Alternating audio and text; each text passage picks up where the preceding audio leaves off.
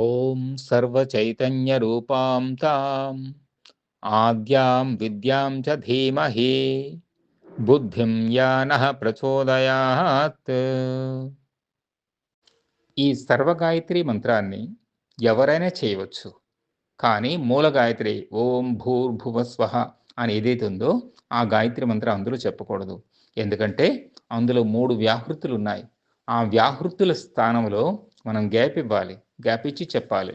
లేకపోతే గాయత్రి యొక్క మంత్రోచ్చారణ దోషం వల్ల నెగెటివ్ ఫలితాలొచ్చే ప్రమాదం ఉంది. ఎందుకంటే గాయత్రి మంత్రంలో బ్రహ్మాస్త్రం ఉంది.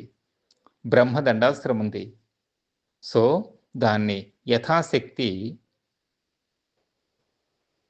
గురువు యొక్క నిర్దేశం లేకుండా జపం చేయకూడదు. గురువుగారు దీక్ష ఇచ్చేటప్పుడే ఈ మంత్రాన్ని ఇలా ఉచ్చరించాలి అని బోధిస్తారు. కాబట్టి సమర్థ సద్గురువు దగ్గర దీక్ష తీసుకొని గాయత్రి మంత్రం జపం చేయాలి. లేకుంటే నెగెటివ్ ఫలితాలు ఎక్కువగా వస్తాయి. గనక అందరి కోసం ఈ సర్వ గాయత్రి జపం చేస్తే అన్ని విధాలా మంచి ఫలితాలొస్తాయి. దీనిలో ఎలాంటి నెగెటివ్స్ రావు. తర్వాత ఇది చెప్పడానికి కూడా చాలా సులువుగా ఉంటుంది. అందరిలో అంతటా నిండి ఉన్నటువంటి చైతన్యాన్ని జాగృతం చేయడమే ఈ సర్వ గాయత్రి యొక్క ముఖ్య ఉద్దేశ్యం.